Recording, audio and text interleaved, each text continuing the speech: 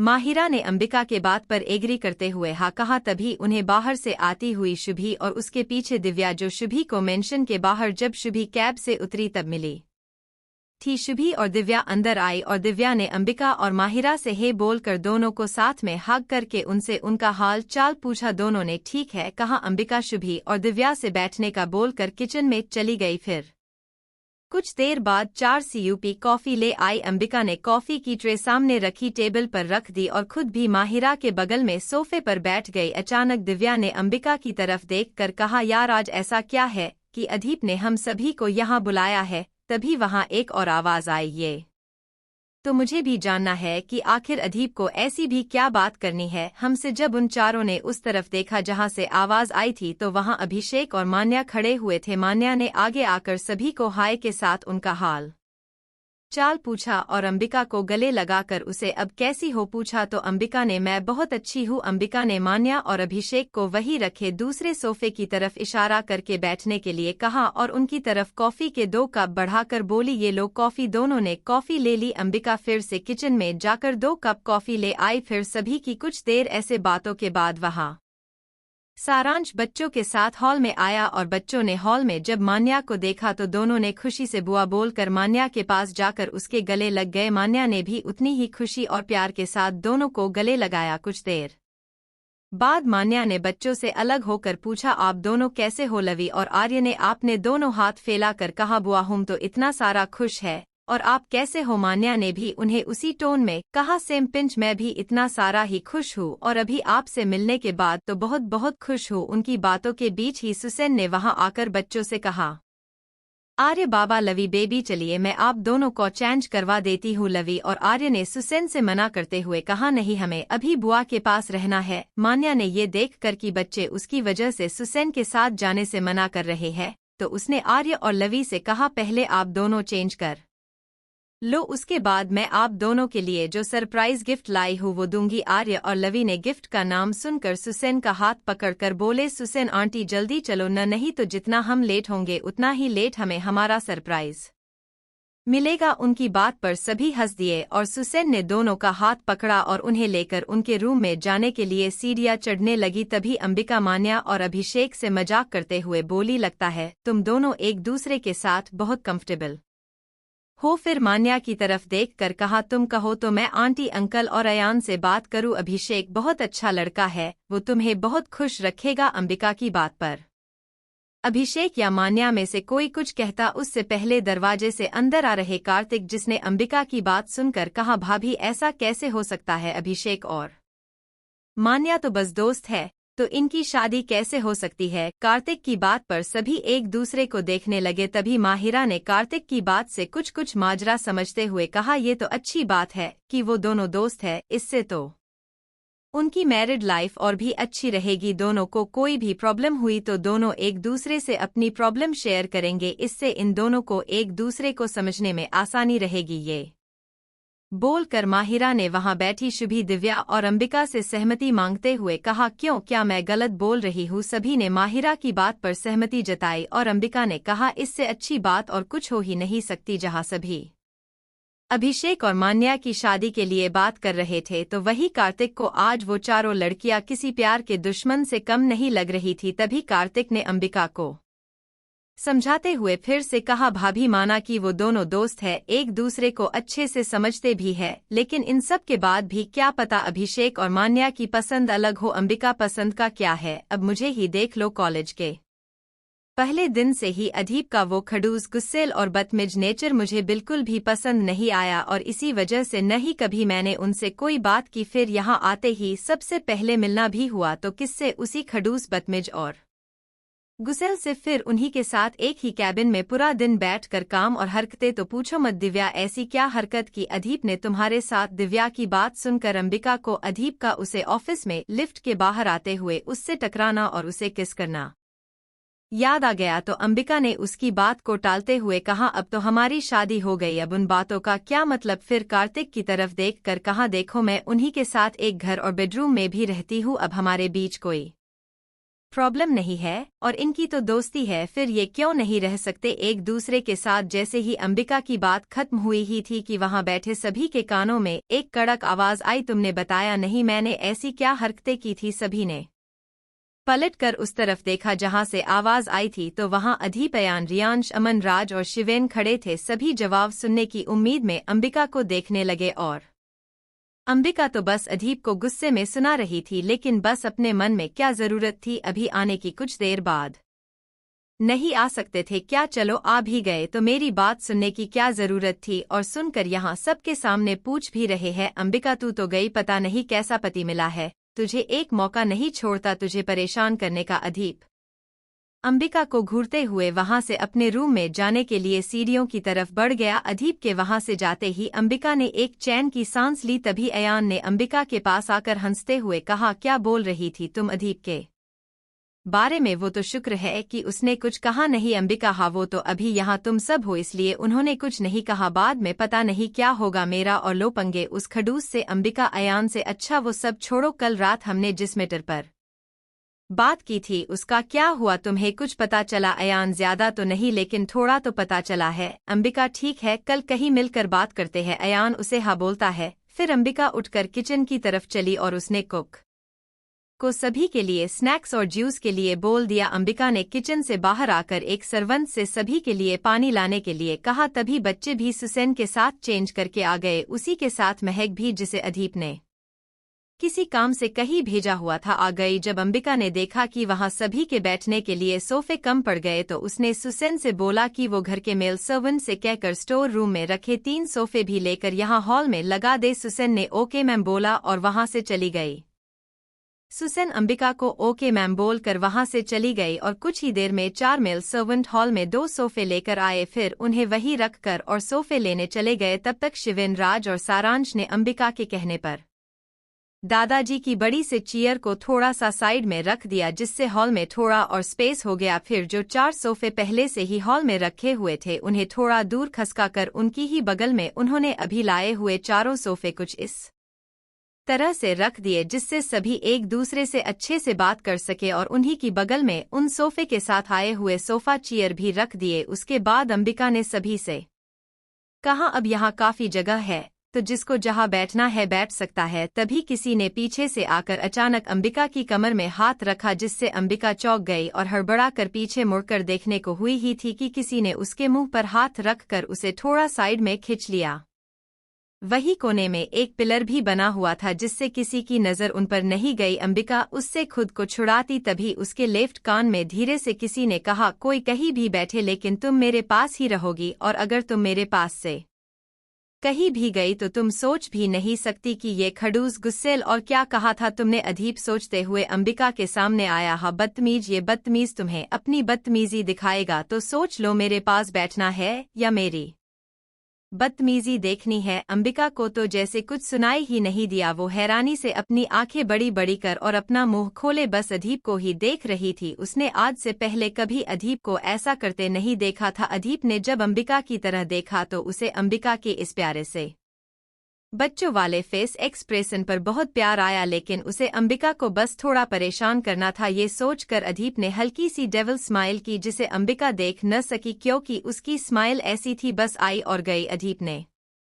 अंबिका को उसके कंधे से पकड़कर जंक जोड़ दिया, जिससे अंबिका अपने सेंस में आई और अधीप की तरफ देखकर अपना रोने जैसा फेस बनाकर बोली, आप मेरे साथ ऐसा क्यों कर रहे हो? अधीप खड़ूस गुस्सेल को कुछ नहीं दिखता। अंबिका, सॉरी अधीप, बिल्कुल नहीं, अब ये पैतरा नहीं चलेगा। अच्छे से याद करो जब तुम अभिषेक और मान्या की शादी के लिए यहाँ बैठकर सबके सामने मेरी बुराई कर रही थी। अंबिका, सॉरी अधीप, नहीं। अंबिका कुछ सोचकर, अच्छा ठीक है, अगर आप अभी अपनी जिद छोड़ दो तो रात को मैं आपको किस दूंगी। अधीप अंबिका को घूरते हुए, अंबिका क्या हुआ, नहीं चाहिए? अच्छा 2 ले लेना। अधीप, मैं बच्चा नहीं हूँ कि तुम मुझे एक किस से मना रही हो। अंबिका, ठीक है तो आज रात जो चाहो कर लेना। अधीप मुंह बनाकर, वो तो मैं वैसे भी करता ही, लेकिन अब मुड़ नहीं है। अंबिका, आपका मन नहीं भरा, सुबह ही आपने और अब रात को भी। अधीप, बात मत बदलो। उसकी बात पर अंबिका ने खुद की जीभ कटी फिर हार मानते हुए कहा अच्छा ठीक है, मैं आपके लिए अगले 1 वीक तक जैसा आप चाहोगे वो सब करूंगी। अदीप मन ही मन अपनी जीत का जश्न मानते हुए, लेकिन उसने अपने चेहरे पर अपने मन की खुशी आने ही नहीं दी। अदीप ठीक है, लेकिन बस इस बार माफ कर रहा हूँ,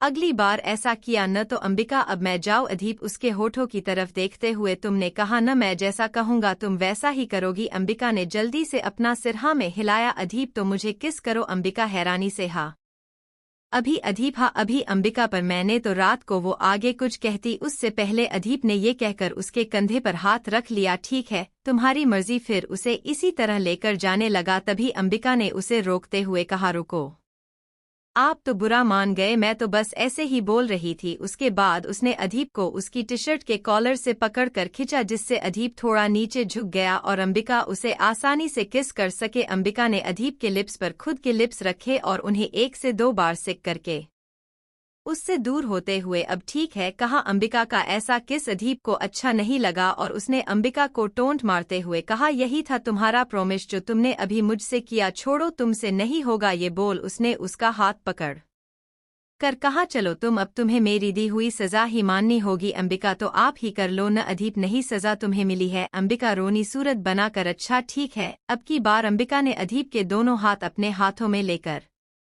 अपनी कमर पर रखे और अपने दोनों हाथ उसके गले में बहे बनाकर डाल दिए। फिर अपने होठ अदीप के होठों पर रखकर अपनी आंखें बंद कर उसे किस करने लगी। इन सब से अभी तक अदीप के दिल की धड़कनें तेज हो गई। अंबिका का भी कुछ यही हाल था। अदीप से अब और कंट्रोल नहीं हुआ तो वो भी अब किस करने में अंबिका का साथ देने लगा। कुछ देर बाद अदीप अंबिका से खुद ही अलग हो गया और अंबिका अपनी धड़कनों और उखाड़ती हुई सांसों पर कंट्रोल करने की कोशिश कर रही थी। जब अदीप ने देखा कि अंबिका बहुत तेज सांसें ले रही है तो अदीप ने उसका हाथ पकड़कर उसे अपनी तरफ खींचकर उसे खुद के सीने से लगा लिया। थोड़ी ही देर बाद दोनों की सांसें नॉर्मल हो गई। कुछ देर ऐसे ही अदीप के गले लगे रहने के बाद अंबिका ने उससे अलग होते हुए कहा अब मुझे जाने दो, अब बहुत टाइम हो गया। उसके कहते ही अदीप ने उसे छोड़ दिया और अंबिका जल्दी से वहां से निकलकर हॉल में सभी के बीच आकर एक सोफे पर बैठ गई। उसी के पीछे अदीप भी हॉल में आया और वो महक को कुछ इशारा किया जिससे महक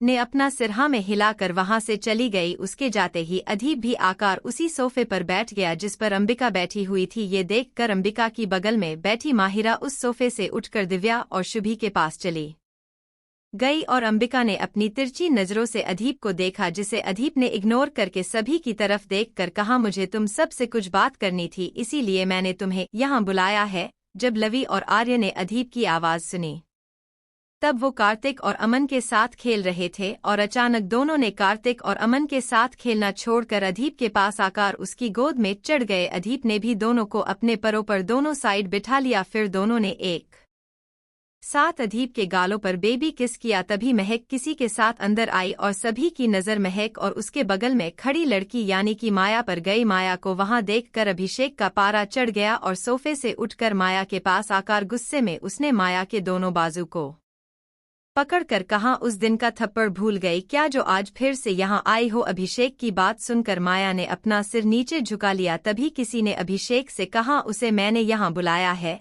जब अभिषेक ने पीछे मुड़कर देखा तो ये अदीप था। अभिषेक ने माया को छोड़ दिया। फिर पीछे मुड़कर उसने अदीप से कहा तुम इसके बारे में जानते भी हो कि ये लड़की कैसी है। अदीप अभिषेक तुम जैसा समझ रहे हो वैसा नहीं है, थोड़ी देर बैठो तुम्हें सब समझ आ जाएगा। अभिषेक सॉरी अदीप, अगर ये यहाँ है तो मैं यहाँ नहीं रुक सकता, फैसला तुम्हारा है। उसकी बात सुनकर अब अदीप को भी गुस्सा आ गया और उसने अभिषेक पर चिल्लाते हुए कहा बस अब बहुत हो गया, बिना सोचे समझे तुम कुछ भी बोले जा रहे हो। तुम्हारा और माया का जो भी प्रॉब्लम है वो हम में से किसी से नहीं छुपा है, लेकिन बात यहाँ अंबिका की है। अगर ये नहीं होती तो आज शमिता अंबिका के साथ पता नहीं क्या करती। मुझसे तो तुम हमेशा दूर ही रहे हो, पर अंबिका तो तुम्हारी दोस्त है न, जिसे प्रोटेक्ट करने के लिए तुमने ये भी नहीं सोचा कि मैं तुम्हारा क्या हाल करूंगा।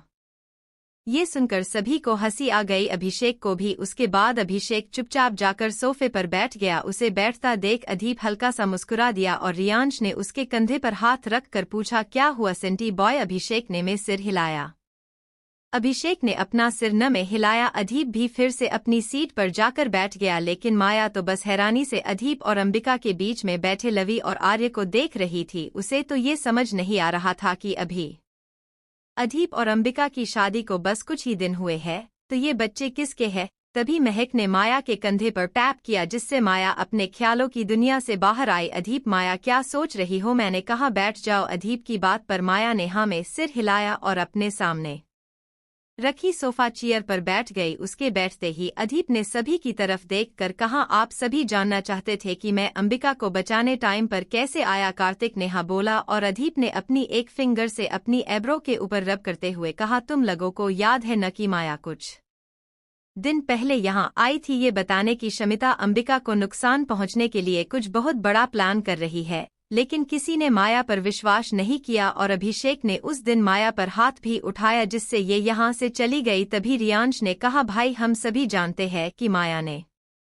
अभिषेक के साथ ही नहीं हम सभी के साथ क्या किया है। अदीप, हाँ मैं जानता हूँ, लेकिन तुम ही सोचो अगर माया गलत होती तो उस दिन यहाँ नहीं आती, जबकि ये अच्छे से जानती थी कि हम में से कोई इस पर विश्वास नहीं करेगा, फिर भी ये यहाँ आई। अभिषेक के हाथ उठाने के बाद भी माया ने हार नहीं मानी। उसने उस दिन के बाद भी बहुत बार कोशिश की अंबिका या मुझसे मिलने की, लेकिन घर की सिक्योरिटी को देखते हुए इसकी हिम्मत नहीं हुई अंदर आने की। और मैंने भी कई बार नोटिस किया था कि कोई कार अक्सर मेंशन और मेरे ऑफिस के बाहर खड़ी रहती थी। जब मैंने पता लगवाया कि वो कार किसकी है, तब मुझे पता चला कि ये माया है। इसकी इन हरकतों को देखते हुए मैंने एक बार इसे अपने ऑफिस में बुलाया। मैंने सोचा कि अगर मैं इसे स्ट्रिक्टली कहूंगा तो ये दोबारा ऐसा नहीं करेगी, लेकिन ऑफिस आने के बाद इसने मुझे जो बताया, जिसे सुनकर मैं शॉक्ड रह गया कि शमिता ऐसा भी कर सकती है। अमन, ऐसा भी क्या किया है? शमिता ने अदीप ने एक बार अमन की तरफ देखा, फिर सुसैन को आवाज लगाकर उससे बच्चों को अंदर ले जाने के लिए कहा। यूसेसन बच्चों को अपने साथ गार्डन में ले गई। तभी 2 सर्वेंट्स ने टेबल पर वहां बैठे सभी के लिए चाय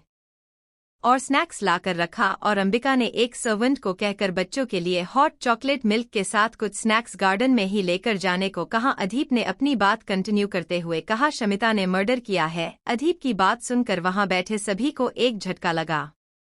माहिरा थोड़ा तेज आवाज में, क्या मर्डर? और उसे कुछ हुआ भी नहीं, ये कैसे हो सकता है? अदीप, हो सकता है। जब मुझे माया ने ये बात बताई तब मेरा भी कुछ यही रिएक्शन था, लेकिन इसकी पूरी बात सुनने के बाद मुझे विश्वास हो गया कि ऐसा हो सकता है। अभिषेक, अगर ऐसा था तो ये हमें पहले भी तो बता सकती थी। इतने साल शमिता के साथ रहने के बाद अचानक इसकी अंतर आत्मा जाग गई क्या? राज, अभिषेक इज राइट माया, क्योंकि मुझे भी अभी कुछ दिन पहले ही पता चला है कि शमिता ने मर्डर किया है, और मुझे जब से ये पता चला है मैं तभी से अदीप और अंबिका को अलर्ट करने आई थी। जिस दिन अंबिका मनाली जा रही थी उसी दिन शमिता ने मुझे सब बताया कि किस तरह उसने एक मर्डर किया है। उसकी बातों से मुझे उस दिन समझ आया कि मैंने शमिता से दोस्ती करके अपनी लाइफ की सबसे बड़ी गलती की है। मुझे लगा कि अगर मैं अंबिका को सच बता दूंगी तो शायद एक अच्छा काम तो कर लूंगी। रियांश पर उसने मारा किसी है? माया, तुम लोगों को वो प्रिया याद है जिसने अदीप से दोस्ती करने के लिए उसे एक लेटर दिया था? दिव्या, वो जो हमारी क्लासमेट थी शिवेन। हाँ, और उसी दिन लंच में उसका पैर स्लिप होने की वजह से वो टेरेस से गिर गई। माया, वो गिरी नहीं थी बल्कि शमिता ने अपनी जेलसी के चलते उसे धक्का दिया था। दिव्या, यार ये शमिता तो पूरी की पूरी डायन निकली। मान्या, अरे डायन नहीं, डायन की फूफी। बोलो माहिरा, 100 डायन मारती है तब जाकर शमिता और महिमा जैसी चुड़ैल पैदा होती है। रियांश, अरे यार बंद करो अपना ये डायन अलाप, बाद में सब डायन उसकी डायन वाली बात पर माहिरा उसे घूरते हुए, तुम्हारा कहने का मतलब क्या है? रियांश, अब सॉरी वो तब से डायन सुन रहा हूं न, इसीलिए गलती से डायन बोल दिया। फिर हाँ तो मैं बोल रहा था कि बाद में सब वुमेन्स मिलकर उसे जी भरकर गलियां देना। फिर माया की तरफ इशारा करके, अब तो एक और आ गई है। माहिरा ने रियांश के हाथ पर अपने हाथ से एक चपत लगाकर कहा, मजाक बंद करो। रियांश बड़बड़ाते हुए, मैं मजाक कर रहा हूँ। अयान को उसके रिएक्शन देखकर हंसी आ गई और उसने अपने एक हाथ से रियांश के बाल बिगाड़ दिए। उसने बिल्कुल वैसा ही किया जैसा अदीप रियांश के साथ करता था। अयान और रियांश को देखकर अदीप मुस्कुराए बिना नहीं रह सका, क्योंकि रियांश की हरकतों में अभी भी थोड़ा बचपना था। तभी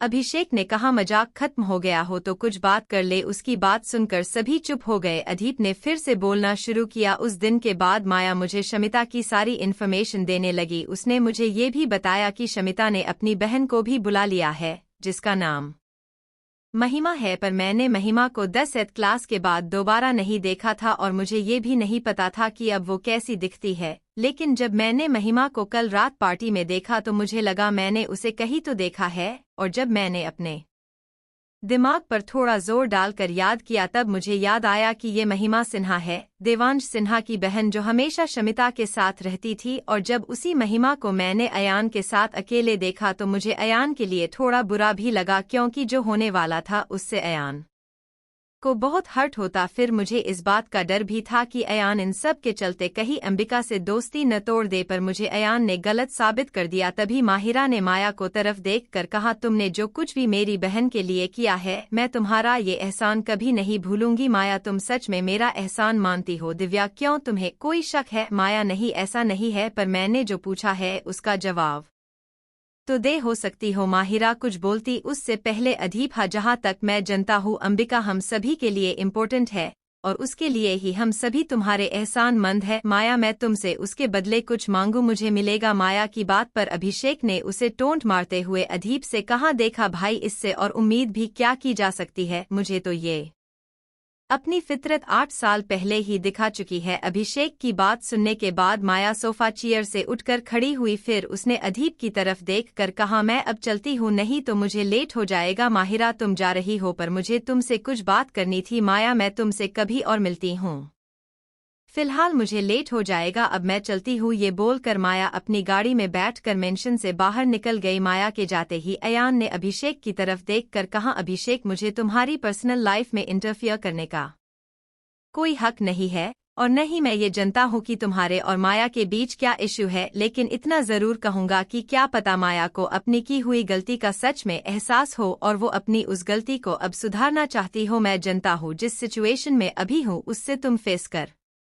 चुके हो और अब दोबारा चाह कर भी उस पर ट्रस्ट नहीं कर पाओगे, लेकिन अगर वो सच में चेंज होना चाहती है तो इसमें उसकी हेल्प करो, नहीं तो तुम्हारे इस बिहेवियर से वो यहाँ आने से अच्छा फिर से कोई गलत रास्ता ढूंढ लेगी, समझ रहे हो न तुम मेरी बात को? अभिषेक ने हाँ में सिर हिला दिया। उसके बाद अयान और अभिषेक एक साथ एक ही सोफे पर बैठ गए। जब कार्तिक की नज़र अयान और अभिषेक पर गई तो उसने खुद के मन में ही बड़बड़ाते हुए कहा, लगता है अयान को अभिषेक पसंद आ गया है। अब अभिषेक की शादी मान्या से हो जाएगी और अगर मान्या की शादी अभिषेक से हो गई तो मेरा क्या होगा? जिस तरह आर्य और लवी यहाँ हम सभी से चाचू बोलते हैं, इसी तरह अभिषेक और मान्या के बच्चे भी मुझे चाचू बुलाएंगे। कहा तो मैं मान्या से शादी करने के सपने देख रहा था और कहा अब वो मेरी भाभी बन जाएगी। इन्हीं सब ख्यालों में कार्तिक मान्या और अभिषेक की शादी और उनके बच्चे इमेजिन करने लगा जो उसे चाचू दो बोलकर परेशान कर रहे थे। तभी कार्तिक जोर से चिल्लाया, नहीं। सभी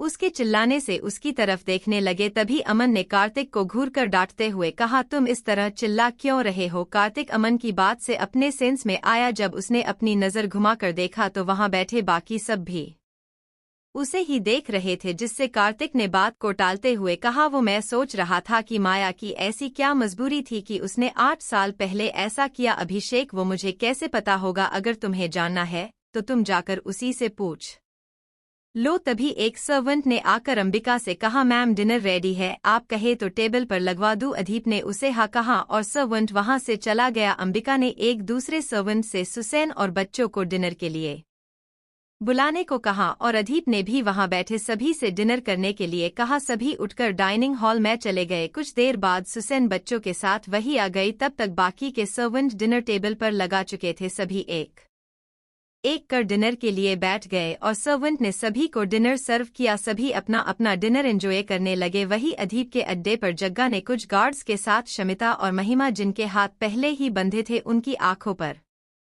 काला कपड़ा बंधा गया। फिर उन्हें बाहर लाकर गाड़ी में बिठा दिया और वही 2 गार्ड्स ने उसी तरह देवांश और रोनी को भी लाकर गाड़ी में बिठा दिया और दोनों गाड़ियों में 2-2 गार्ड्स यानी कि 4 गार्ड्स दोनों गाड़ियों के साथ सिन्हा हाउस से कुछ दूर रुक गए और उन चारों को गाड़ी से बाहर निकालकर वही छोड़ चले गए। लेकिन उन चारों को समझ नहीं आया कि वो इस वक्त कहाँ है। क्योंकि उनकी आंखों पर काले कपड़े के साथ हाथ भी बंधे हुए थे जिससे वो एक दूसरे की मदद भी नहीं कर सकते थे। तभी देवांश और रोनी ने थोड़ा तेज आवाज में पूछा, कोई है यहाँ? 2 से 3 आवाज में ही सिन्हा हाउस के गार्ड ने बाहर आकर देखा, जहाँ उसने उन चारों को पहचान लिया। फिर देवांश से पूछा, छोटे साहब आप यहाँ कैसे? गार्ड के सवाल पर देवांश ने झल्लाते हुए कहा, हम सभी अपनी आंखों पर ये काला कपड़ा और हाथ बांध कर किडनैपिंग गेम खेल रहे थे। गार्ड, ये कैसा शौक पाले हो साहब? ऐसा कौन करता है? देवांश उस पर घुराते हुए, अबे खोल जल्दी, नहीं तो अपनी नौकरी से तो जाएगा ही, तुझे मारूंगा। वो अलग। देवांश की बात पर गार्ड जल्दी से पहले उसके हाथ और फिर आंखों से काला कपड़ा हटाया। देवांश के हाथ खुलते ही देवांश ने जल्दी से शमिता के हाथ खोले और गार्ड ने रोनी के सभी के हाथ और आंखें से कपड़ा हटते ही चारों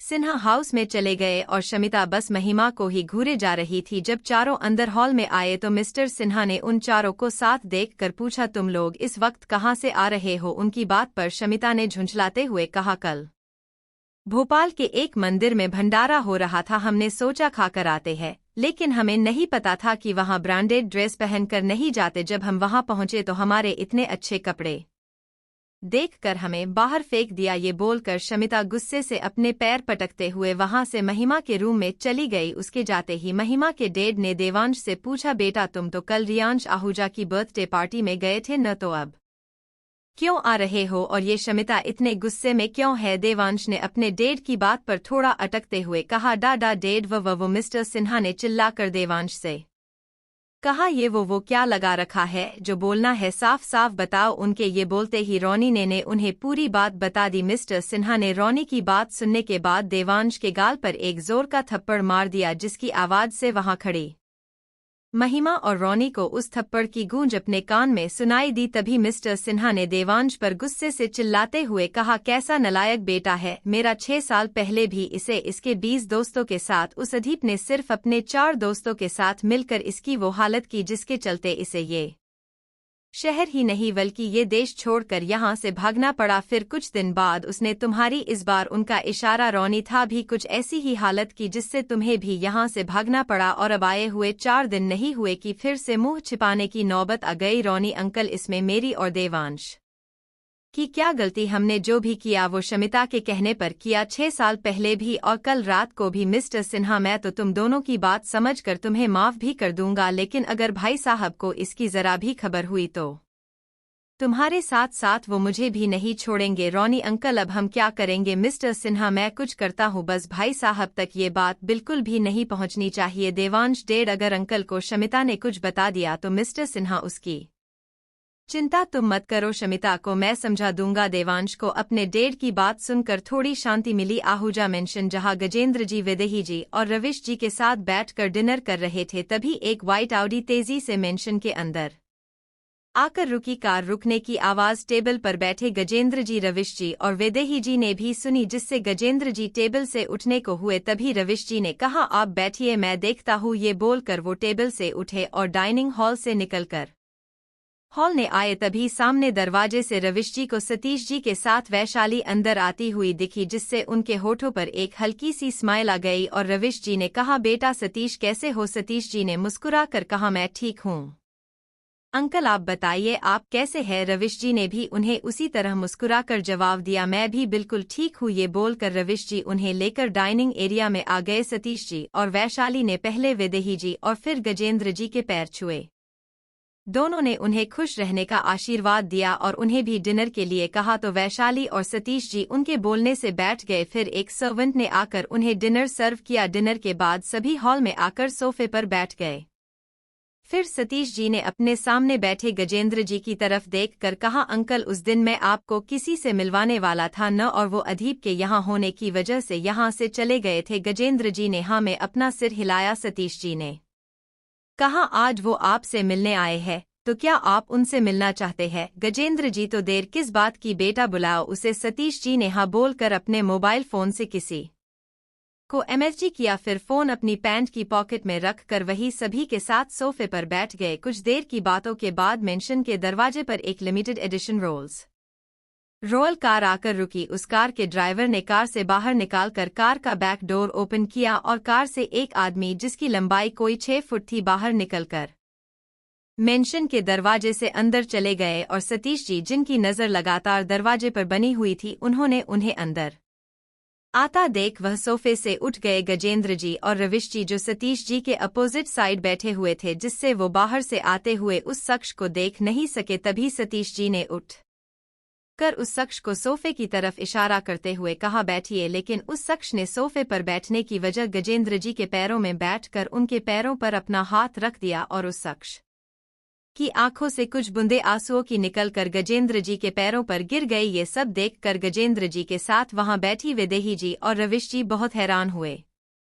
उसे खुद के पैरों में इस तरह बैठते देख गजेंद्र जी ने उस शख्स से कहा, ये तुम क्या कर रहे हो? उनके ऐसा बोलते ही उस शख्स ने कहा, मैं तरस गया था आपका आशीर्वाद पाने के लिए, अब ये मौका मुझे मिला है तो मैं इसे कैसे जाने दूं उसकी बात पर गजेंद्र जी हल्का सा मुस्कुरा दिए। फिर उन्होंने उस शख्स को उसके कंधों से पकड़कर ऊपर उठाया। जब गजेंद्र जी के बगल में खड़े रविश जी ने उस शख्स का फेस देखा तो हैरानी से उनकी आंखें बड़ी हो गई और उनके मुंह से एक ही शब्द निकला, वीर। रविश जी के मुंह से अपना नाम सुनकर वो शख्स हल्का सा मुस्कुरा दिया, पर उसे अपने सामने देखकर गजेंद्र जी की आंखों में नमी तैर गई। वो अपनी नम आंखों से बस एक टक अपने सामने खड़े उस इंसान को ही देखे जा रहे थे। उन्होंने उस शख्स की तरफ देखते हुए ही कहा, मैं जानता था कि तुम जिंदा हो। जब अदीप ने मुझे उस ऑरेंज मार्क के बारे में बताया, मैं तभी समझ गया था कि तुम्हारे सिवा ये काम और कोई नहीं कर सकता। ये बोलकर गजेंद्र जी ने वीर को अपने गले से लगा लिया और दोनों ने जो आंसू अपनी आंखों में रोक कर रखे हुए थे वो किसी झरने की तरह बह निकले।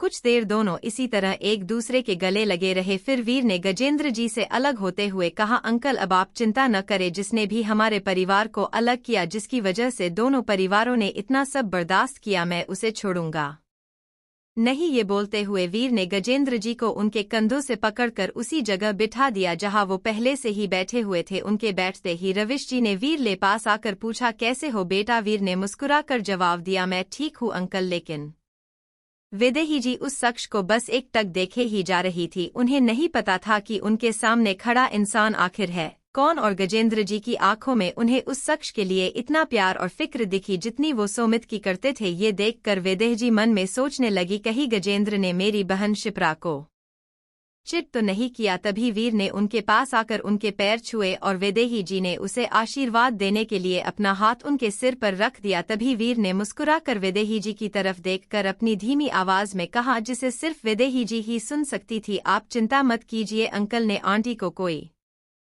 चिट नहीं किया है। सारी सच्चाई आपको अभी कुछ ही देर में पता चल जाएगी। वीर के मुंह से वैदेही जी अपने मन में चल रहे सवालों को सुनकर हैरानी से वीर की तरफ देखने लगी और वीर मुस्कुराते हुए गजेंद्र जी के सामने वाले सोफे पर बैठने लगा तो गजेंद्र जी ने उसे कहा, तुम वहां कहाँ बैठ रहे हो? मेरे पास आकर बैठो। वीर सामने के सोफे से उठकर गजेंद्र जी के बगल में जाकर बैठ गए और सतीश जी वैशाली के साथ सामने सोफे पर बैठ गए। गजेंद्र जी ने मुस्कुराकर वीर की पीठ थपथपाते हुए कहा, और वैदेही जी तो बस दोनों को बड़े ध्यान से देख रही थी। तभी गजेंद्र जी ने वैदेही जी की तरफ देखकर कहा, आप मुझ पर शक न करे, वीर और सुमित दोनों ही मेरे लिए बराबर है। फिर उन्होंने मुस्कुराते हुए वीर के कंधे पर हाथ रख कर कहा, वीर मेरे एक लौते दोस्त सुमित का बेटा है। आप मुझे तब से जानती है जब मैं एक सक्सेसफुल बिजनेस मैन बन गया था, लेकिन उस सक्सेस को पाने में जिन लोगों का हाथ था वो था मेरा सबसे अच्छा दोस्त सुमित, और मेरी दोस्ती तब से थी जब मैं एक अनाथ आश्रम में रहा करता था। आप तो जानती है कि मैं एक अनाथ था।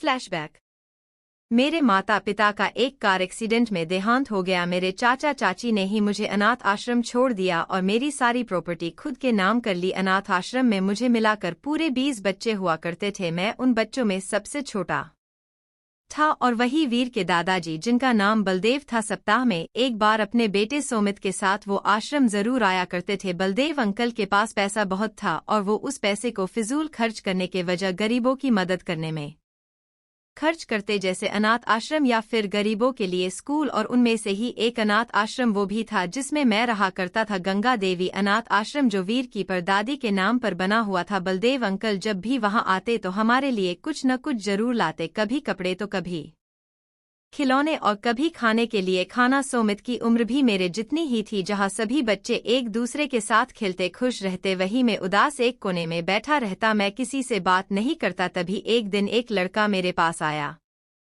और उसने मेरी बगल में बैठते हुए कहा, तुम यहाँ क्या कर रहे हो? उसकी इस बात पर मैंने मुड़कर उसकी तरफ देखा और फिर से अपना मुंह दूसरी तरफ घुमा लिया। जब उसने देखा कि मैंने उसकी बात का कोई जवाब नहीं दिया तो उसने फिर से कहा, क्या तुम्हें किसी से बोलना अच्छा नहीं लगता? मैंने अब भी कुछ नहीं कहा तो उसने अपनी जेब से 2 चॉकलेट निकाली और उसमें से एक मेरी तरफ बढ़ाई, पर मैंने वो भी नहीं ली। तभी उसे उसके पिता यानी बलदेव अंकल ने घर चलने के लिए कहा और उसने एक बार मेरी तरफ देखकर कहा, मैं जा रहा हूँ, अगर मन हो तो खा लेना, नहीं तो यहाँ जिसे तुम अपना दोस्त बनाना चाहते हो उसे दे देना। ये बोलकर उसने दोनों चॉकलेट निकाल कर वहाँ रखी, फिर वहाँ से चला गया। उसके जाते ही मैंने एक बार उन दोनों चॉकलेट की तरफ देखा, फिर मुझसे थोड़ी दूर खेल रहे बच्चों को देखकर मैंने वो दोनों चॉकलेट उठा ली और वहाँ खेल रहे बच्चों के पास आ गया। उन बच्चों ने मुझे उसी तरह इग्नोर किया जैसे रोज करते थे और मैं जाकर वापस अपनी उसी जगह बैठ गया। कुछ देर बाद सुमित दोबारा वापस आया और फिर से मेरे पास आकर बैठ गया, तो इस बार मैंने उसकी तरफ उसी की दी हुई चॉकलेट बढ़ा दी और उसने बिना कुछ कहे मुस्कुरा कर वो चॉकलेट ले भी ली। उसके साथ ही मैंने उससे पूछ लिया, क्या वो मेरा फ्रेंड बनेगा? उसने उसी तरह मुस्कुरा कर हाँ बोला। फिर उसने मुझसे पूछ लिया कि मेरे माँ पिताजी कहाँ है। मैंने उसे सब बता दिया, मेरे साथ पिछले 6 महीनों में जो भी हुआ, मैं किस तरह यहाँ पहुँचा। हम दोनों बात ही कर रहे थे कि अचानक किसी की आवाज़ वहाँ आई, सुमित चलो बेटा, तुम यहाँ क्या कर रहे हो? जब हम दोनों ने अपने सामने खड़े उस शख्स को देखा जो बलदेव अंकल ही थे, जहाँ सुमित खुशी से उनके पास चला गया और मैं शांत होकर वहीं बैठा रहा। तभी सुमित ने उनसे कहा, पिताजी ये मेरा नया दोस्त है, इसका नाम। फिर सुमित ने मेरी तरफ देखकर कहा, तुम्हारा नाम क्या है? मैंने उसे अपना नाम बताया और बलदेव अंकल ने मेरे पास आकर पूछा कि मैं इतना छोटा हूँ और यहाँ कैसे आया। मैं कुछ बोलता उससे पहले सुमित ने उन्हें सब बता दिया जो भी मैंने उसे बताया था। सुमित की बात सुनकर अंकल को मेरे चाचा चाची पर बहुत गुस्सा आया और सुमित ने उनसे मुझे भी अपने साथ घर लेकर चलने को कहा। तो अंकल ने मेरे सामने अपने घुटनों पर बैठकर मेरी पीठ पर अपना हाथ फेर कर मुझसे पूछा, क्या मैं उनके साथ उनके घर चलने को तैयार हूँ? जब सुमित को लगा कि मैं कहीं मना न कर दूँ तो उसने मुझे तरह तरह के लालच देते हुए कहा कि उसके घर बहुत सारे खिलौने और उसकी माँ जो बहुत अच्छा खाना बनाती है, वो इसी तरह मुझे लालच देने लगा। जिसे सुनकर मैं अंकल को देखता और अंकल मुझे जब सुमित के पास और कुछ नहीं बचा बताने को तो उसने अपना मुंह बनाकर कहा, क्या तुम्हें इन सब में से कुछ नहीं चाहिए? मैंने उसकी तरफ देखकर बोला, मुझे बस एक अच्छा दोस्त चाहिए। उसने खुश होते हुए कहा, तो मैं हूं न तुम्हारा दोस्त। उसके बाद अंकल मैनेजर को बोलकर आश्रम से मुझे घर ले आए, सुमित का दोस्त नहीं बल्कि अपना दूसरा बेटा बनाकर। और सुमित तो मेरे घर आने से बहुत खुश था। वही शांति जी जो सुमित की माता जी थी, उन्होंने भी मुझे खुशी अपना लिया। उसके बाद बलदेव अंकल ने मुझ में और सुमित में कोई फर्क नहीं रखा। सुमित की तरह मैं भी माँ को माँ ही बोलता। इसी तरह हम बड़े हुए और उसी बीच माँ की अस्थमा से मौत हो गई। माँ की मौत के बाद अंकल भी बिल्कुल टूट गए और उसी के बाद सुमित और मुझे ये भी पता चला कि अंकल आखिर में क्या काम करते हैं, पर उन्होंने हमें हमेशा अपने उस काम से दूर ही रखा और हम इसी तरह अपनी पढ़ाई पूरी करते रहे। ऐसे ही 1 साल निकल गया। जब हमारी पढ़ाई पूरी हुई तब अंकल ने मुझे मेरा फैमिली बिजनेस गिफ्ट किया जो उन्होंने मेरे चाचा चाची से ले लिया था। उसी बीच मेरे और सुमित की शादी के लिए रिश्ता आया। वो दोनों अंकल के दोस्त की बेटियां थी, लेकिन सुमित किसी और को पसंद करता था और मुझे अभी अपना बिजनेस संभालना था, तो हम दोनों ने ही शादी के लिए मना कर दिया और अंकल ने सुमित की मर्जी से उसकी शादी निर्मला से करवा दी। उसके 2 महीने बाद मैं शिप्रा से मिला, फिर मैंने भी शिप्रा से शादी कर ली। 6 महीने के अंदर सुमित और मेरी शादी हो गई। मैंने शिप्रा को मिलवाया था बलदेव अंकल। सुमित और उसकी पत्नी निर्मला से शिप्रा जानती थी निर्मला भाभी को अच्छे से और दोनों एक दूसरे के साथ दोस्तों की ही तरह रहा करती थी। तभी मुझे पता चला कि शिप्रा 2 महीने प्रेग्नेंट है। मैं उसे लेकर जब सुमित के घर पहुंचा तब वहां भी डॉक्टर ने निर्मला भाभी का चेकअप कर बताया कि वो भी प्रेग्नेंट है। घर में एक साथ 2 खुशखबरी मिलने से अंकल बहुत खुश हुए और इसी खुशी में उन्होंने बोल दिया, अगर दोनों में से एक को बेटा और एक को बेटी हुई तो उन दोनों की शादी करवाकर दोनों दोस्त से समधी बन जाना, जिससे दोनों परिवारों की ताकत एक रहे और कोई चाहकर भी इस दीवार को तोड़ न सके। हम दोनों ने खुशी से हाँ कहा। इसी तरह दिन गुजरे और हम दोनों के घर बेटा ही हुआ। मैंने अपने दोस्त का नाम अपने बेटे को दे दिया। इसी तरह वक्त गुजर रहा था और 5 साल बाद बलदेव अंकल अपने किसी काम से बाहर गए और वहीं किसी ने उन्हें गोली मारकर उनकी हत्या कर दी। और ये बात जब सोमित और मुझे पता चली तो मैंने सोमित को इन सब से दूर रहने का बोलकर अंकल का काम खुद संभालने लगा और उस सब को अच्छे से मैनेज करने में मेरा साथ रविश ने दिया। रविश बलदेव अंकल का सबसे खास और वफादार लड़का था। रविश कुछ 4 से 5 साल पहले ही अंकल के पास आया था। उसी ने मुझे अंकल के उस काम की पूरी जानकारी दी। मेरे लिए यही अच्छा मौका था जब मैं सोमित के किए एहसान के बदले उनके लिए कुछ कर सकता था और अंकल का कर्ज तो मैं जिंदगी भर नहीं उतार सकता था। मैंने सोमित को सिंघानिया ग्रुप का काम संभालने बोला। इसी तरह हम दोनों के बेटे बड़े होने लगे और उनकी दोस्ती भी हमारी ही पक्की थी। देखते ही देखते 7 साल बीत गए और एक दिन सोमित जब ऑफिस से घर जा रहा था तो सामने से आते हुए ट्रक से उसकी गाड़ी का एक्सीडेंट हो गया जिसमें उसे बहुत चोट आई। उसकी हालत देखकर मैं समझ गया कि जरूर ये सब किसी पुराने दुश्मन ने ही किया है और अगर मेरा अंदाजा सही है तो ये वही था जिसने अंकल की भी जान ली थी। तभी हॉल में बैठे सब लोगों को अचानक वहां किसी चीज के गिरने की आवाज आई। सभी इस आवाज से चौंक गए और इधर उधर देखने लगे और रविश जी ने कहा मैं बाहर देखता हूँ। ये बोलकर उन्होंने अपनी गन हाथ में ली और मैन दरवाजे से बाहर निकल गए। वैदेही जी ने घर के सभी सर्वेंट को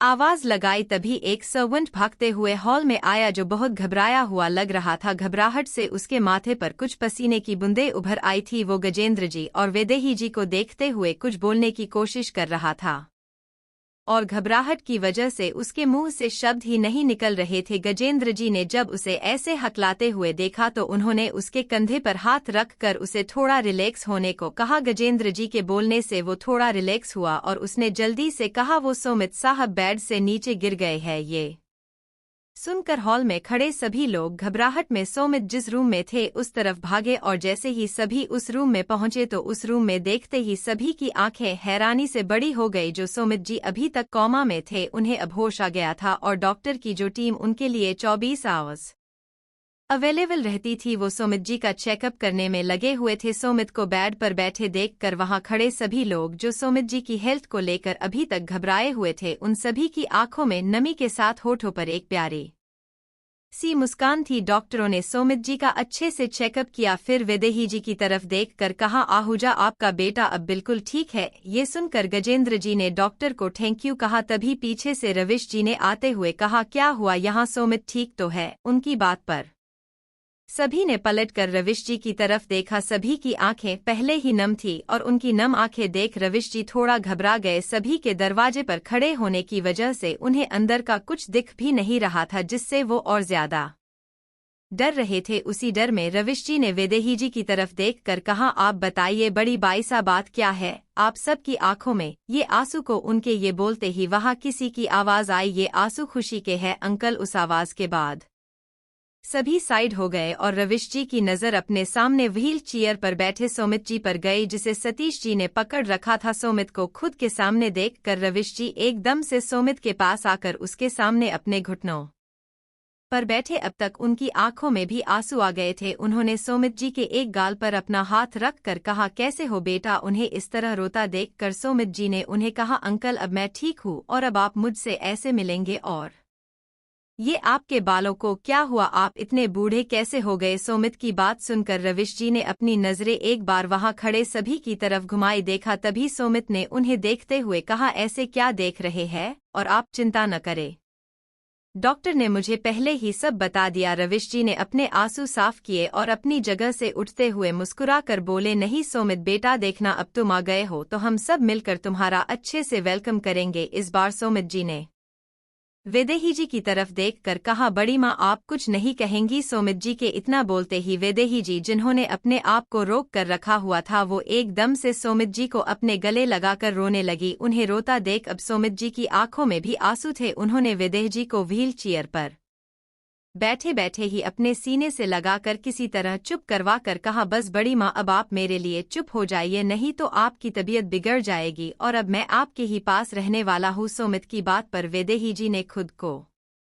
शांत किया तो वैशाली ने आकर वैदेही जी को संभाल लिया। सोमित जी वीर को देखते हुए तुम कौन हो। वीर सोमित के पास आते हुए थोड़ा मजाकिया अंदाज में बोले वाह तुम्हारा सही है पहले मुझसे दोस्ती की फिर उसे जिंदगी भर निभाने का बोलकर खुद यहाँ आकर लेट गए और अब उठे हो भी तो मुझे भूल गए, अच्छी दोस्ती निभा रहे हो। ये सुनकर सोमित जी ने कहा तुम वीर हो। वीर ने हाँ में अपना सिर हिलाया और सोमित जी ने उन्हें खुद के गले लगाकर कहा तुम कहाँ चले गए थे? उस हादसे के बाद तो जैसे सभी की जिंदगी को ग्रहण लग गया। वीर ने सोमित से अलग होकर कहा मैं बस कुछ दिन के लिए तुम सभी से दूर जरूर था पर कहीं गया नहीं था। उस वक्त माँ मुझे ले तो गई और मेरा जाना भी जरूरी था क्योंकि दादाजी और पापा के जाने के बाद माँ के पास बस मैं ही था, पर मेरा खून कुछ ऐसा था कि किसी से दोस्ती की तो हम अपनी जान देकर भी निभाते हैं। वही मेरे साथ भी हुआ और मैं जब 15 साल का हुआ तब मैंने रविश अंकल को फोन कर सभी की इंफॉर्मेशन अपने पास रखने लगा। मुझे सब की पूरी खबर थी कि यहाँ क्या हो रहा था और मैंने सही वक्त का इंतजार किया। मैं अगर ऐसे ही सभी के सामने आ जाता तो पता नहीं क्या होता, लेकिन तुम चिंता मत करो, अब सब ठीक है। वीर की बात पर सोमित जी ने दरवाजे की तरफ देखा जहाँ गजेंद्र जी अपनी आंखों में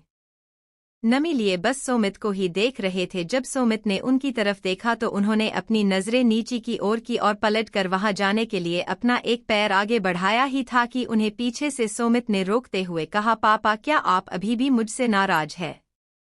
जैसे ही गजेंद्र जी ने वहां से जाने के लिए अपना पहला कदम आगे बढ़ाया ही था कि उन्हें पीछे से सोमित ने कहा पापा क्या आप उस दिन के लिए अभी भी मुझसे नाराज है? सोमित के इतना कहते ही गजेंद्र जी के कदम जहां के तहां रुक गए और सोमित जी ने सतीश जी को अपनी व्हील चेयर गजेंद्र जी के पास ले जाने को बोला। जब गजेंद्र जी ने व्हील चेयर अपने पास आने की आवाज सुनी तब उन्होंने पलटकर सोमित को अपने गले से लगा लिया। आज पूरे 40 साल बाद दोनों ने एक दूसरे को गले लगाया था। उन 40 सालों का जो दुख उनके सीने में दर्द बनकर कहीं दबा हुआ था आज उनकी आंखों से निकल कर बह रहा था। उन दोनों बाप बेटे को इस तरह रोता देखकर आज वहां मौजूद सभी की आंखों में आंसू थे, लेकिन उन आंसुओं के साथ एक खुशी भी थी। कुछ देर ऐसे ही एक दूसरे के गले लगने के बाद दोनों अलग हुए और अचानक सोमित ने गजेंद्र जी की तरफ देखकर कहा पापा मेरे दोनों बेटे माँ और कीर्ति कहाँ है? जब वहां खड़े सभी ने सोमित के कहे आखिरी शब्द सुने तो सभी सोच में पड़ गए कि अब वो सभी सोमित से उसकी माँ और पत्नी के बारे में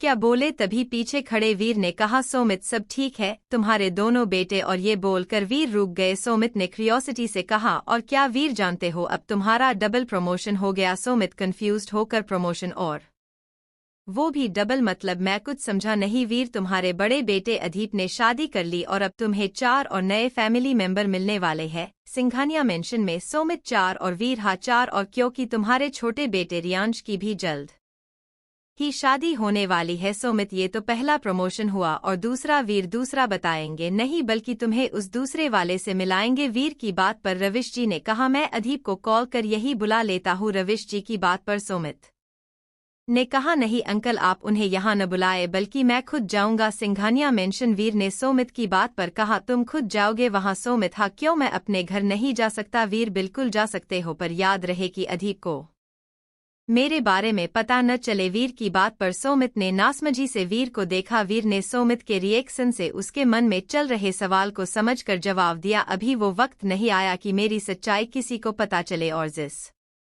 दिन मुझे लगेगा कि मुझे सबके सामने आ जाना चाहिए उस दिन मैं सबके सामने होऊंगा जैसे मैं अंकल के सामने आ गया। वीर की बात पर गजेंद्र जी ने कहा ठीक है बेटा जैसा तुम ठीक समझो। वीर ने दरवाजे के पास पहुंचकर एक बार सभी की तरफ देखकर कहा आप लोगों को सिंघानिया मेंशन नहीं चलना? सोमित खुशी से क्यों नहीं, मुझे अपने दोनों बेटों को भी तो सरप्राइज देना है। वीर ने मुस्कुरा कर कहा तुम मेरे साथ मेरी गाड़ी में चलोगे? गजेंद्र जी वीर की बात से सहमत हुए और सतीश जी सोमित की व्हील चेयर को धकेलते हुए मेंशन से बाहर लेकर आए। फिर सोमित जी को वीर और सतीश ने मिलकर व्हील चेयर से उठाकर केयरफुली गाड़ी की बैक सीट पर बिठाया और वीर दूसरी तरफ से घूमकर उन्हीं के साथ बैठ गए। बाकी सब भी अपनी अपनी गाड़ियों में बैठकर सिंघानिया मेंशन की तरफ निकल गए। जब सभी गाड़ियां जैसे ही आहूजा मेंशन से बाहर निकली तभी वहां खड़ी बाकी की 4 गाड़ियां जिसमें सिर्फ वीर के गार्ड्स थे जो कुछ इस तरह खड़ी थी जिससे 2 गाड़ियां आगे रह सके और 2 पीछे, जो पहली कार के गेट से बाहर निकलते ही उसके आगे आ गई जिसमें सतीश जी वैशाली के साथ थे। दूसरी गाड़ी में वैदेही जी, गजेंद्र जी और रविश जी थे। तीसरी में सोमित और वीर थे, उनके पीछे भी 2 गाड़ियां थी। वो सातों गाड़ियां एक लाइन से अपनी मंजिल की तरफ बढ़ रही थी। उस रात के अंधेरे में अगर कोई उन गाड़ियों को ऐसे देखता तो यही बोलता कि लगता है भोपाल का किंग आज भोपाल की सैर पर निकला है। खैर 15 मिनट बाद सभी सिंघानिया मेंशन से कुछ 10 कदम की दूरी पर रुके वीर ने सोमित को अपनी कार से सतीश की कार में बिठा दिया। उसके बाद सतीश और बाकी सभी की गाड़ियां जब तक सिंघानिया मेंशन के अंदर नहीं चली गई तब तक वीर ने वहीं खड़े होकर इंतजार किया और उनके जाते ही खुद भी वहां से चले गए। जब वीर वहां से जा रहे थे तो जैसे उनके दिल में कुछ टूटने जितना दर्द हो रहा था और उनकी आंखों से आंसू रोके नहीं रुक रहे थे, जिन्हें वो बार बार पोंछने की नाकाम कोशिश कर रहे थे। जब उनके आंसू नहीं रुके तो उन्होंने उनसे हार मानते हुए अपनी आंखें बंद कर ली और अपने मन में कहा, सोमित तुम्हें तो तुम्हारी फैमिली मिल गई पर मैंने अपना सब कुछ खो दिया। 1 घंटे बाद ड्राइवर ने अचानक कार को ब्रेक लगाई। कार रुकते ही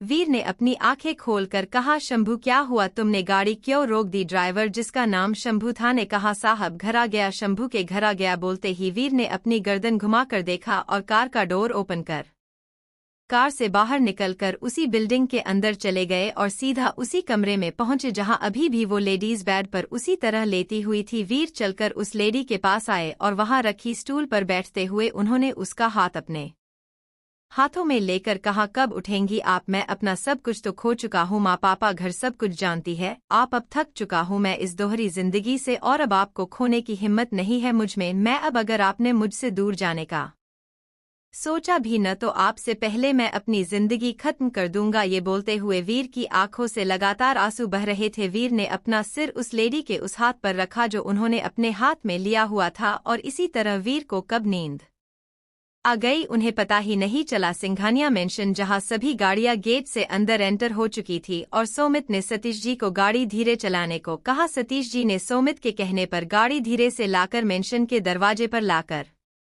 रोक दी। फिर उसी सावधानी से रविश जी और सतीश ने सोमित को गाड़ी से बाहर निकालकर व्हील चेयर पर बिठाकर अंदर ले आए। वहीं अंदर सभी लोग बच्चों का वीडियो देखने के लिए खुशी से तैयार थे, जिसके लिए उन्होंने सभी सोफों को एक साइड कर हॉल में फ्लोर पर ही 10 से 12 गद्दे बिछा दिए। ये देखकर कार्तिक ने अदीप से कहा, भाई आपके इस मेंशन में अपना खुद का पीवीआर है, फिर भी आप ने ये हम आपके है कौन वाला व्यू बना लिया। कार्तिक की बात पर कोई कुछ कहता उससे पहले अंबिका ने उसकी बात का जवाब देते हुए कहा, ये फैमिली टाइम है तो इसे फैमिली के साथ अच्छे से एंजॉय करना चाहिए। और रही बात पीवीआर की तो उसमें हम कभी भी जाकर मूवी देख सकते हैं, पर जो खुशी हमें ऐसे मिलेगी वो तुम्हारे पीवीआर में नहीं है। अमन भाभी इस राइट तभी माहिरा, शुभी और महक अपने साथ 4-4 तकिए लेकर आई और उन्होंने गद्दों के साइड में तकिए रख दिए। अयान ने एक पेन ड्राइव निकालकर शिवेन के हाथ में पकड़ा दी। शिवेन ने उसे लेड टीवी से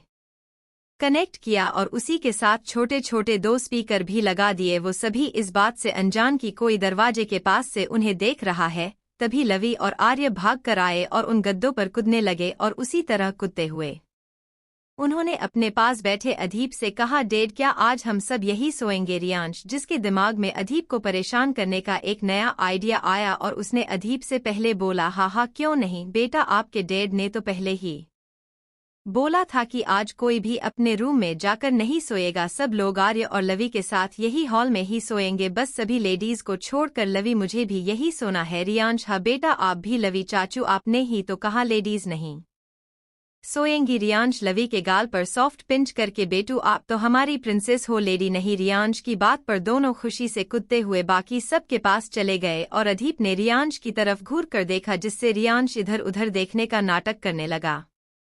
अदीप ने रियांश को घूरते हुए कहा, हो गया तुम्हारा, मुझे पता है तुम ये सब मुझे परेशान करने के लिए करते हो। बन्नी, अब तो ये बच्चों वाली आदत छोड़ कर थोड़ा बड़ों की तरह बिहेव करो, कुछ ही दिनों में शादी होने वाली है तुम्हारी। अदीप की बात पर रियांश ने कहा, सॉरी भाई। अदीप, अब सॉरी किस लिए? रियांश, क्योंकि मैंने गलत जगह मजाक किया आपसे, तो मजाक भी करना बेकार है। दोनों भाइयों की बहस कर वहां मौजूद सभी को मजा आने लगा, यहां तक कि दरवाजे के पास खड़े बड़ों को भी। रियांश, क्योंकि आप हर बात पर सीरियस जो हो जाते हैं, ये हर टाइम सड़ू जैसा फेस बनाकर रहना जरूरी है। क्या कभी आप भी हमारे साथ बच्चे बन जाया करो? लेकिन नहीं, ये डेविल जैसे एक्सप्रेशन लेकर घूमते रहते हो।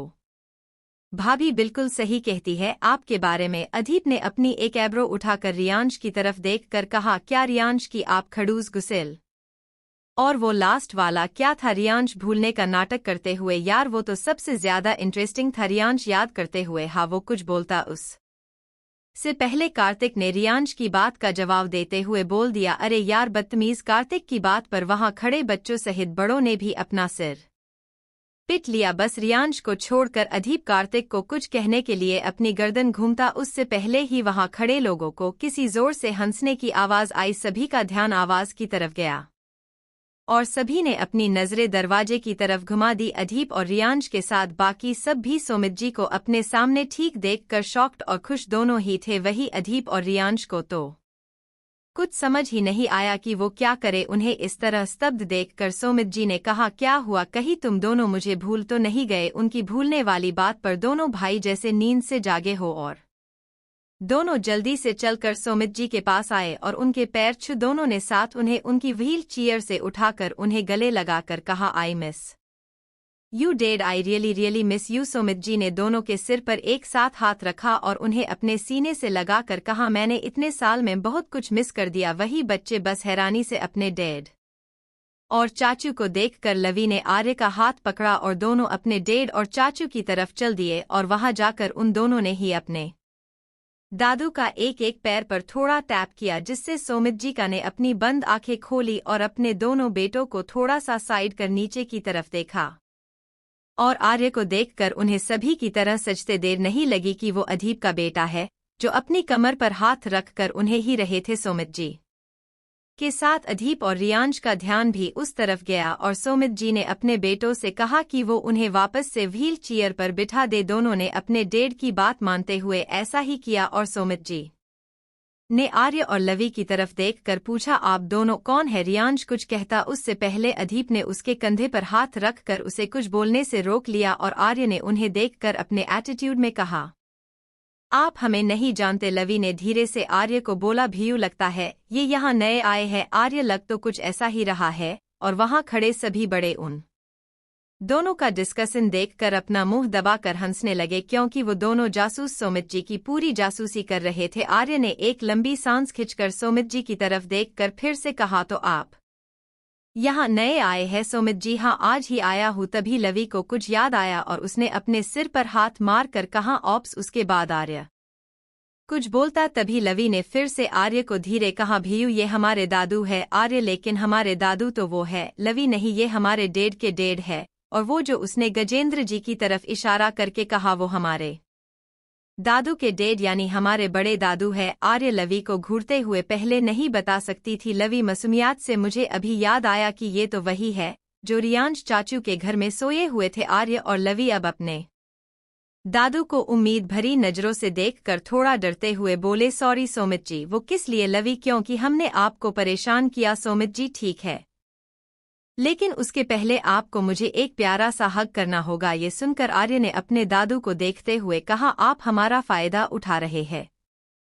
ये सुनकर वहां खड़े सभी को हंसी आ गई और गजेंद्र जी ने सुमित जी के कंधे पर हाथ रख कर कहा, तुम कितनी भी कोशिश कर लो, आर्य दिखता जरूर अदीप जैसा है, पर उसकी सभी आदतें तुम पर गई है और लवी सिर्फ आर्य की ही बात सुनती है। तभी आर्य और लवी ने अचानक आकर सुमित जी के पैर छूकर आर्य ने कहा, दादू आप थोड़ा नीचे झुकिए न, मुझे आपके कान में एक सीक्रेट बात बतानी है। उसकी बात सुनकर उन्होंने अपनी गर्दन थोड़ा नीचे झुका ली। उनके नीचे झुकते ही आर्य और लवी ने एक साथ उनके गाल पर बेबी किस कर उन्हें हग किया और सुमित जी ने उन्हें उठाकर अपने पैरों पर बिठा लिया। ये देखकर अदीप ने कहा, डैड आपकी हेल्थ अभी स्टेबल नहीं है। अदीप की बात पर सुमित जी ने कहा, बेटा मेरी हेल्थ तो तुम सभी को खुश देखकर ठीक हो गई थी, और रही बात इस व्हील चेयर की, तो मैं काफी टाइम से बिस्तर में था, इसीलिए मुझे अपने पैरों पर बैलेंस होने में थोड़ा टाइम लगेगा। फिर तुम भूल कैसे सकते हो कि मैं भी एक डॉक्टर हूँ और मैं खुद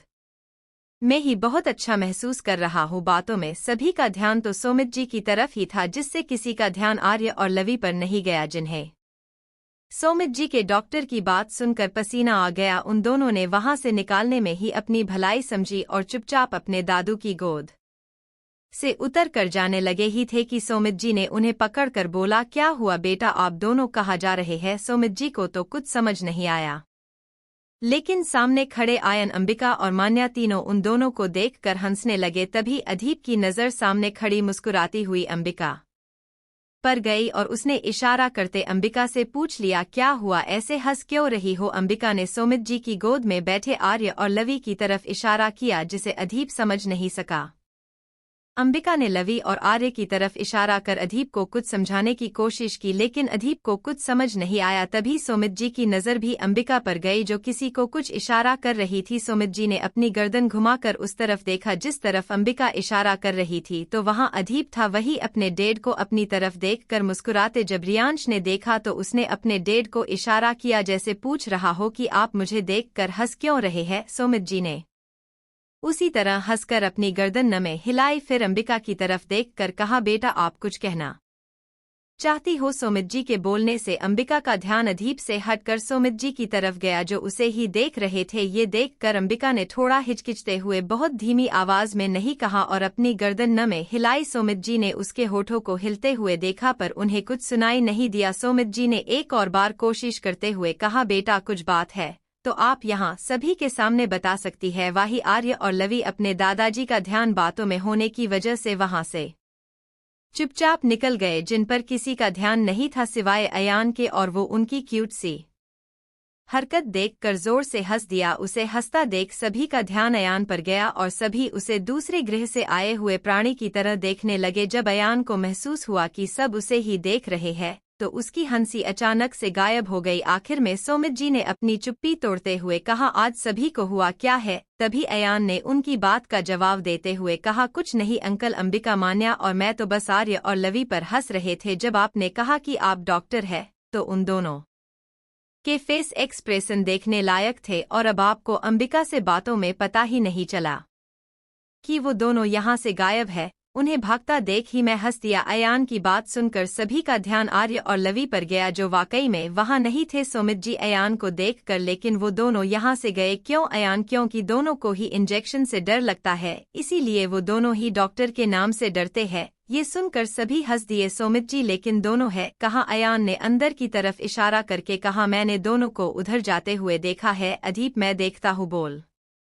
कर उन्हें ढूंढने चला गया, और सोमित जी ने रियांश की तरफ देखकर कहा, क्या तुम मुझे मेरी दोनों बहुओं से नहीं मिलवाओगे? रियांश, क्यों नहीं डैड? फिर उसने अंबिका और माहिरा की तरफ देखा, और अंबिका माहिरा के साथ सोमित जी के पास आई और दोनों ने झुककर उनके पैर छूकर दोनों ने एक साथ कहा, वेलकम डैड, आपके घर में आपका स्वागत है। जिसे सुनकर सोमित जी ने मुस्कुराकर दोनों के सिर पर हाथ रखकर उन्हें खुश रहने का आशीर्वाद दिया। अंबिका और माहिरा सीधी खड़ी हो गई। अंबिका ने दरवाजे के पास खड़े सभी बड़ों से कहा, क्या आप सभी आज पूरी रात वही दरवाजे पर ही रुकने वाले हैं? जिस पर रविश दादाजी ने मुस्कुराकर कहा, जब तक घर की मालकिन हमें अंदर आने के लिए नहीं कहेगी तब तक हम अंदर कैसे आ सकते हैं? क्यों सोमित? सोमित जी ने भी मुस्कुराकर कहा, बिल्कुल। अंबिका ने रविश जी और सोमित जी की बात का जवाब देते हुए कहा, दादाजी, डैड, मुझसे पहले ये घर आपका है, और अगर किसी को परमिशन लेनी चाहिए तो वो मुझे आपसे लेनी चाहिए, न कि आपको मुझसे। और अब अंदर चलिए। अंबिका के कहने पर सभी अंदर आए, और अंबिका ने दादाजी की तरफ देखकर सॉरी कहा। दादाजी, क्या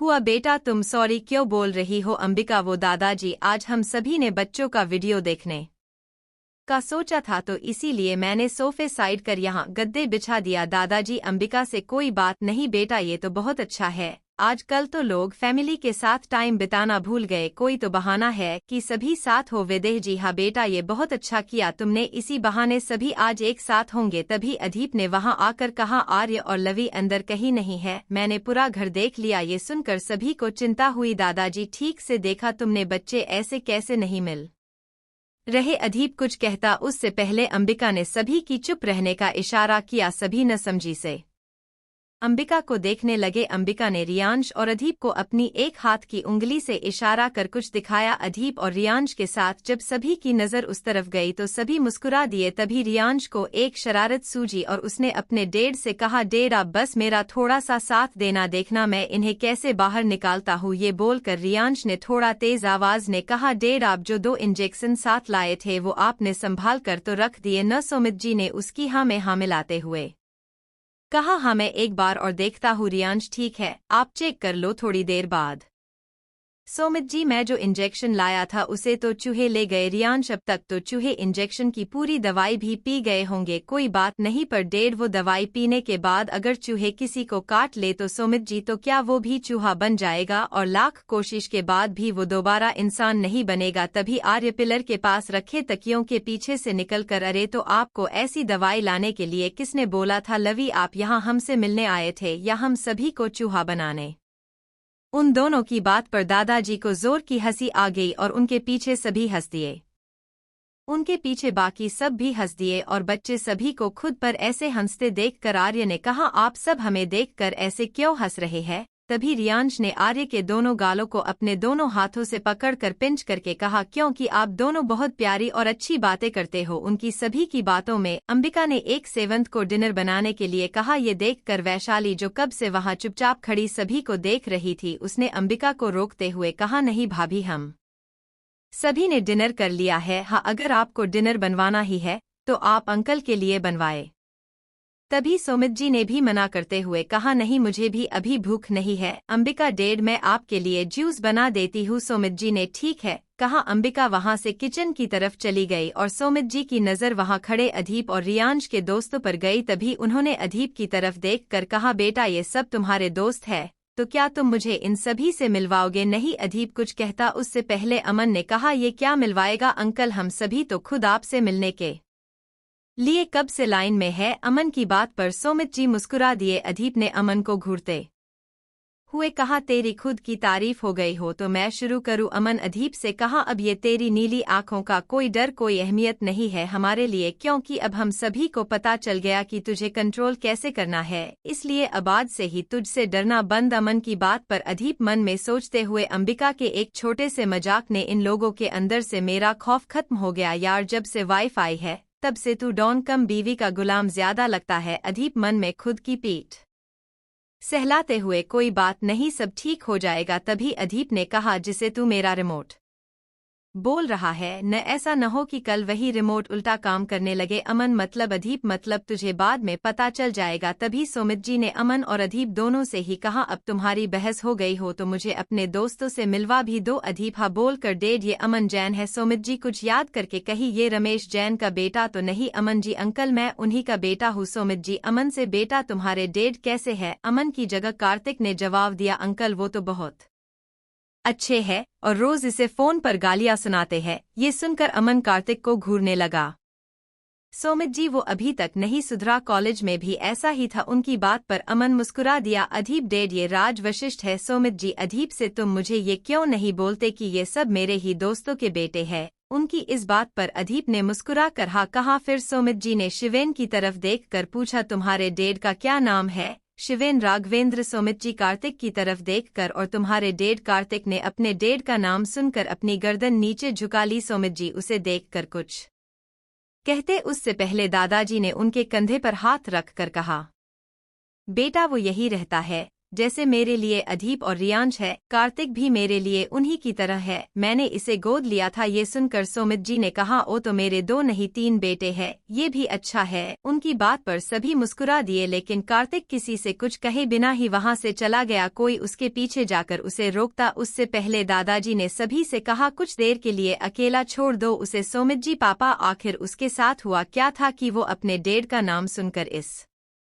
तरह उदास हो गया? दादाजी, वो भी तुम्हारे दोस्त जयंत राजावत का बेटा है। तुम हारे जाने के तुम्हारे सभी दोस्तों ने अपनी पढ़ाई पूरी कर अपना करियर बनाकर शादी कर ली, लेकिन जयंत अमीर बनने के लालच में गलत लोगों की संगत में पड़ गया और उसका लालच ही उसे ले डूबा, जिसमें ड्रग स्मगलिंग जैसे कई गलत काम करने लगा। लेकिन कहते हैं न बुरे काम का बुरा नतीजा। जिसके लिए जयंत काम करता था, उसने जयंत को अपने एक आदमी के साथ एक ड्रग डील के लिए भेजा और वहां से लौटते वक्त वो आदमी डील के 5 करोड़ लेकर भाग गया। उसका सारा इल्जाम जयंत पर आ गया। वो जिसके लिए काम करता था उसने जयंत से अपने 5 करोड़ के 6 करोड़ मांगे। जब मुझे इस बात का पता चला तो मैंने उस आदमी को उसके 6 करोड़ दे दिए और साथ ही आगे से उस आदमी को जयंत से कोई कनेक्शन न रखने के लिए कहा। इस सब के चलते कब जयंत शराब के नशे में अपनी वाइफ पर हाथ उठाने लगा। एक दिन इसी तरह झगड़े में जयंत ने अपनी वाइफ के सिर पर शराब की बोतल से मारा जिससे उसकी मौत हो गई। जब मुझे इन सब के बारे में पता चला मैं वहां पहुंचा तो जयंत वहां से भाग चुका था और कमरे के एक कोने में 5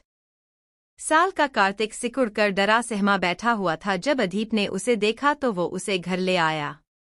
बस तभी से कार्तिक हमारे साथ है। सुमित और जयंत वो कहा है दादाजी कुछ दिन बाद ड्रग के ओवरडोज की वजह से उसकी भी जान चली गई। सुमित जी पैसा कमाने का भूत तो उसके सिर पर न जाने कब से था और वो मुझे देखकर हमेशा बोलता था कि जब मुझे भगवान ने इतना पैसा दिया है तो मैं उसे हर अमीर बाप की बिगड़ी हुई औलाद की तरह खर्च क्यों नहीं करता।